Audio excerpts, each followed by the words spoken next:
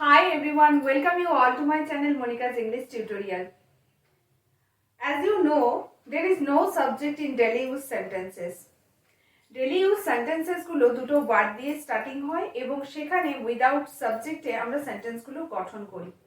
তো এরকমই কিছু ডেলি ইউজ সেন্টেন্সেস এর ব্যাপারে আজকে আলোচনা করতে চলেছি, যেগুলো আমরা প্রতিনিয়ত সকাল থেকে রাত পর্যন্ত কনভারসেশনের মাঝে ব্যবহার করি।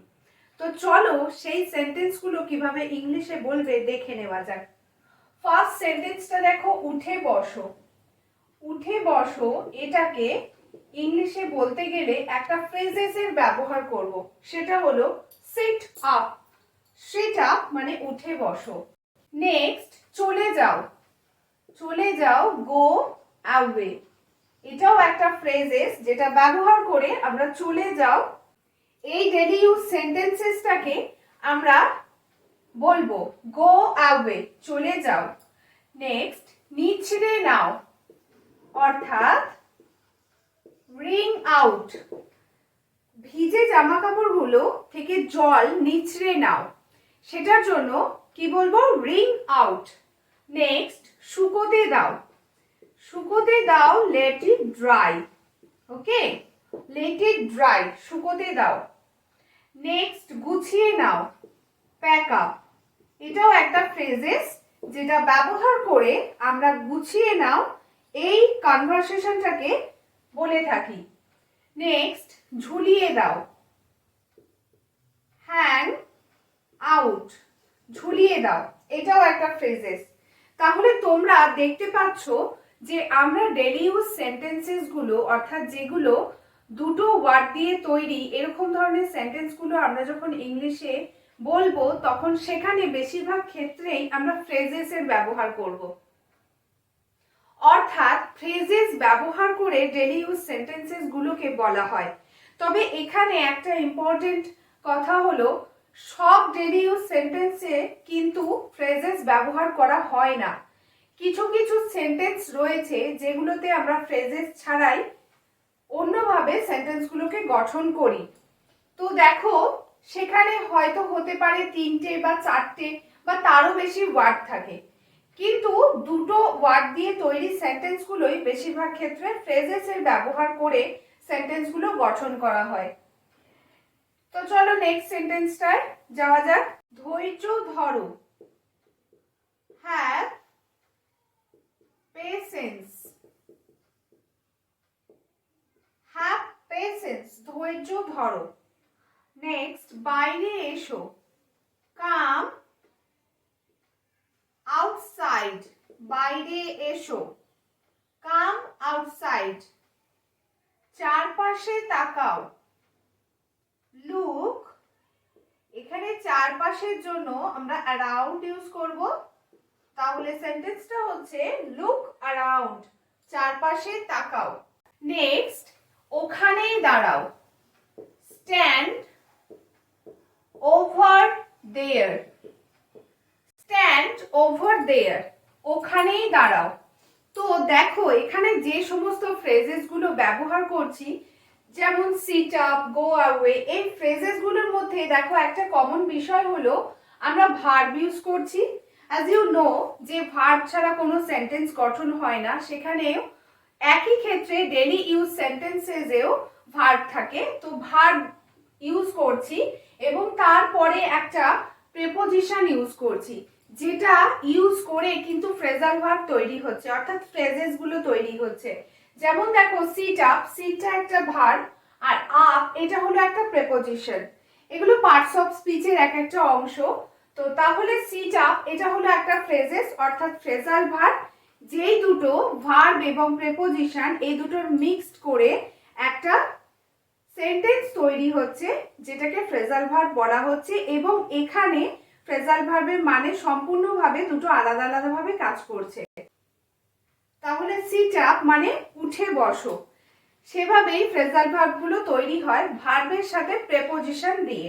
ওকে, তো চলো নেক্সট সেন্টেন্সটায় যাচ্ছি। নেক্সট সেন্টেন্স হলো ঘুমোতে যাও। ঘুমোতে যাও, গো টু স্লিপ, ঘুমোতে যাও। ঘুমোতে, দেখো এখানে একটা ব্যাপার রয়েছে সেটা হলো যাওয়া। তোমরা জানো যাওয়া এটা একটা কাজ, তাই গোটা আমরা প্রথমে বসিয়েছি। এবার দেখো স্লিপের আগে একটা টু ইউজ করা হয়েছে। কেন ইউজ করা হয়েছে? কোনো কোনো সময় যখন দেখা যায় যে কোনো ওয়ার্ডের সাথে তে যোগ আছে, অর্থাৎ ঘুমানো। স্লিপ মানে কি? ঘুমানো। যেহেতু আমরা ঘুমাতে বলেছি, অর্থাৎ ঘুমোতে বলেছি, ঘুমানো এর সাথে একটা ত যোগ করেছি, তে যোগ করেছি, তাই এখানে স্লিপের আগে একটা টু ব্যবহার করেছি। টু মানে তে বা প্রতি। এছাড়াও টু এর আরো অন্যান্য ব্যবহার রয়েছে এবং টু একটা প্রেপোজিশন, এর আরো অনেক ব্যবহার রয়েছে, কিন্তু তার মধ্যেও একটা কমন ব্যাপার হলো যে কোনো ওয়ার্ডের সঙ্গে যদি তে যোগ থাকে তার মানে সেই ওয়ার্ডটার আগে টু অ্যাড হবে। তাহলে ঘুমোতে যাও, গো টু স্লিপ। তবে সব ক্ষেত্রে কিন্তু এরকম হয় না, বেশ কয়েকটা ক্ষেত্রে হয়। যেমন তোমরা যদি কোনো ভার্বের সঙ্গে তে যোগ করো তবেই কিন্তু সেখানে তোমরা টু এর ইউজ করবে সেই ভার্বটার আগে।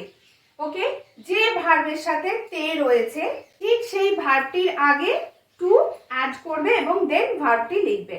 ওকে, নেক্সট, রাস্তার ওপারে, across the street. Across the street, তোমরা এখানে স্ট্রিট না বলে স্ট্রিটের জায়গায় রোডও বলতে পারো। ওকে, বলতে পারো across the road. Across the স্ট্রিটও বলা যায়, অ্যাক্রস দ্য রোডও বলা যায়।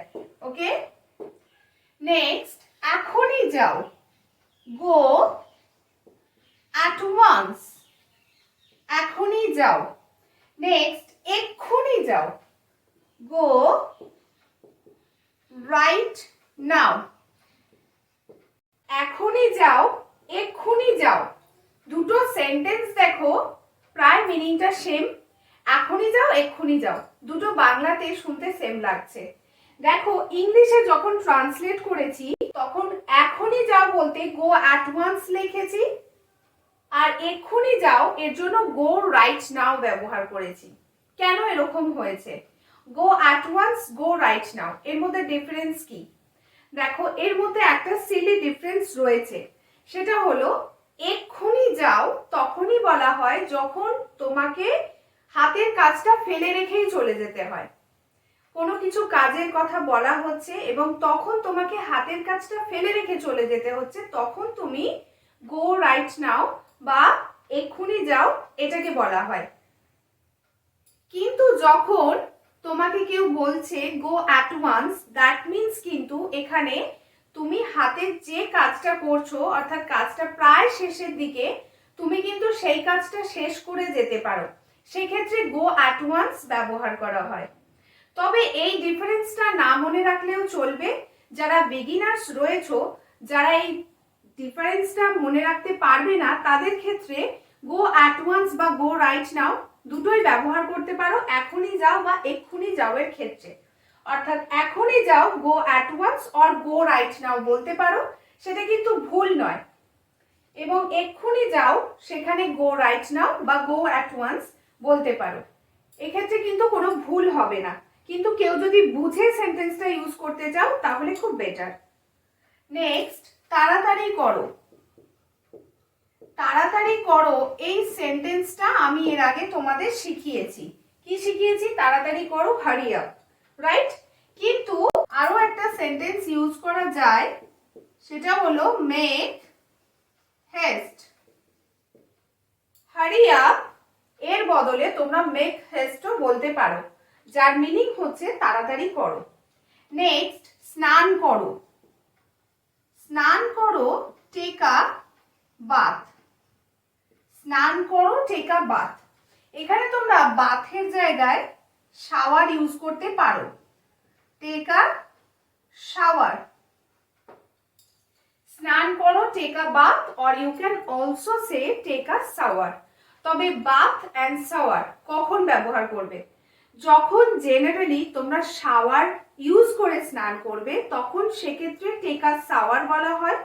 কিন্তু যখন নর্মালি স্নান করবে, অর্থাৎ শাওয়ারের প্রয়োজন হয় না বা শাওয়ার ব্যবহার করছো না, তখন কিন্তু সেক্ষেত্রে টেক আ বাথ হবে। ওকে, টেক আ বাথ হবে শাওয়ার যদি না ইউজ করে থাকো তাহলে টেক আ বাথ, আর শাওয়ার ইউজ করে স্নান করলে টেক আ শাওয়ার। নেক্সট, এখানে থাকো, স্টে হিয়ার। এখানে থাকো, স্টে হিয়ার।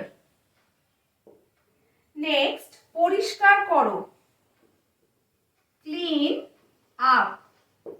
পরিষ্কার করো, ক্লিন আপ।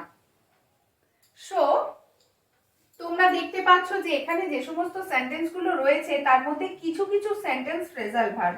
যেমন দেখো, হারি আপ, ক্লিন আপ, তারপরে হ্যাং আউট, প্যাক আপ, এই ধরনের কিছু ফ্রেজাল ভার্ব এখানে রয়েছে। তো তোমরা আজকের লেসনটি থেকে যেমন ডেইলি ইউজ সেন্টেন্সেস এর ব্যাপারে কিছু জানতে পারলে, তেমনই তার সঙ্গে সঙ্গে ফ্রেজাল ভার্ব কি সেটাও জানতে পারলে। সো আজকের লেসনটা যদি তোমাদের ভালো লেগে থাকে তাহলে অবশ্যই একটা লাইক অ্যান্ড শেয়ার করো এবং কমেন্ট করে জানাও ভিডিওটা তোমাদের জন্য কতটা হেল্পফুল হলো। আর যারা আমার চ্যানেলে নতুন রয়েছে, যারা এখনো পর্যন্ত আমার চ্যানেলটিকে সাবস্ক্রাইব করোনি, তারা আমার চ্যানেলটিকে সাবস্ক্রাইব করে দাও এবং পাশে থাকা বেল আইকনটি প্রেস করে দাও আমার দেওয়া ভিডিওর নোটিফিকেশন আগে পেতে। দেখা হচ্ছে তোমাদের সঙ্গে পরের ভিডিওতে নতুন কোনো কন্টেন্ট নিয়ে।